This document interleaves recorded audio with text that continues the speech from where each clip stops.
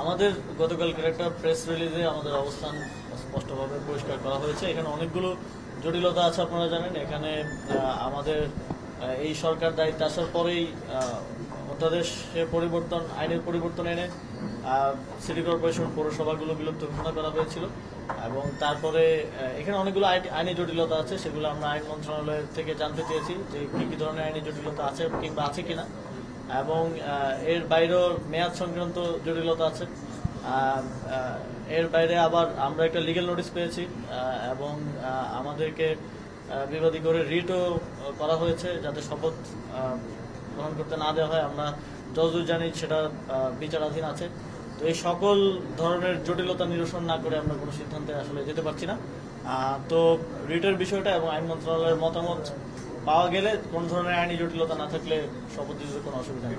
গ্লিটারের twin lemon ও antibacterial formula বাসনকে চকচকে জীবাণুমুক্ত করে আমাদের দেয় গ্লিটার গ্যারান্টি। এটা দুঃখজনক।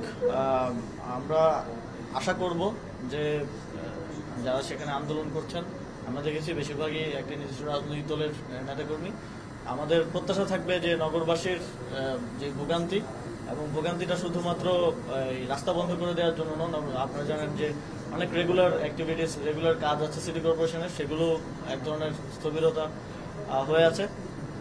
এই ভোগান্তি নিরসনের জন্য ওনারা ধৈর্য দেখাবেন এবং এই যে আইনি জটিলতাগুলো আছে, হাইকোর্টে বিচারাধীন আছে, হাইকোর্টের প্রতিও সম্মান প্রদর্শন করবেন এবং ধৈর্য ধরবেন।